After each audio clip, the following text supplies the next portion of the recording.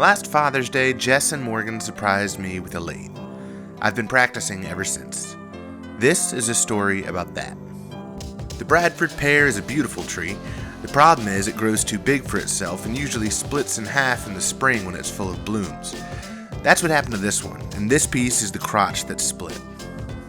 This would be my 16th bowl-shaped turning, a vessel. This blank was heavy, frozen, and out of balance, but full of character with grain going in every direction. I knew I wanted to keep the part showing where it had split, so I didn't cut it into a round like I had normally been doing. So this was never going to be truly balanced. So far, my favorite method for mounting blanks has been the wormwood screw held on the chuck. First time you start an unbalanced blank spinning is always a little spooky. Is it going to fly off the lathe, walk across the room, start cursing at you because it gets motion sick? So I always stay clear of the danger zone.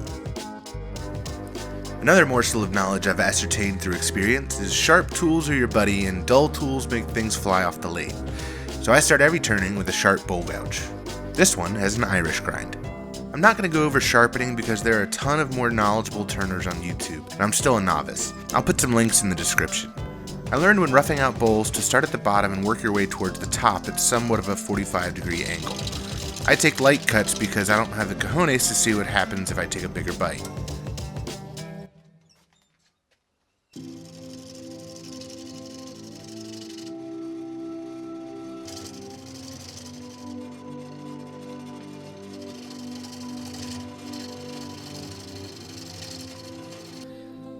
Because there's so much character to this piece, I couldn't get good bevel support on the gouge because I was turning a lot of air, which leads to a rougher cut.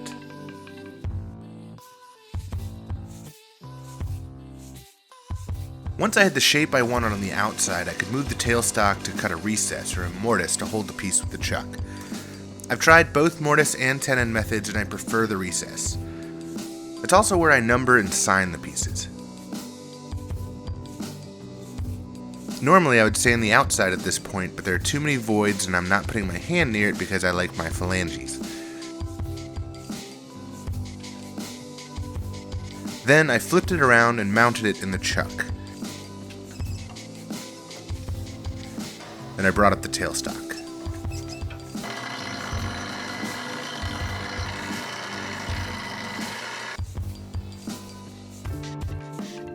I cleaned up the top of the bowl a little, now turning a lot of air.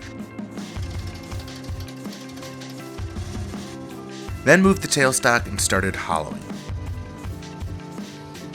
For the same reason I didn't sand the outside and I don't have any fancy bowl sanding attachments that I see some folks using, I went for just a tool finish on the inside. I still need a lot of practice.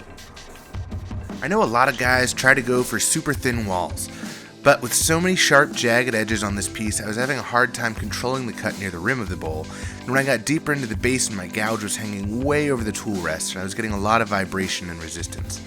Number one rule in my shop is, if it doesn't feel right, stop. So I did. I actually liked the beefy look on this one. It was a different type of bowl for me, and I got more time on the lathe.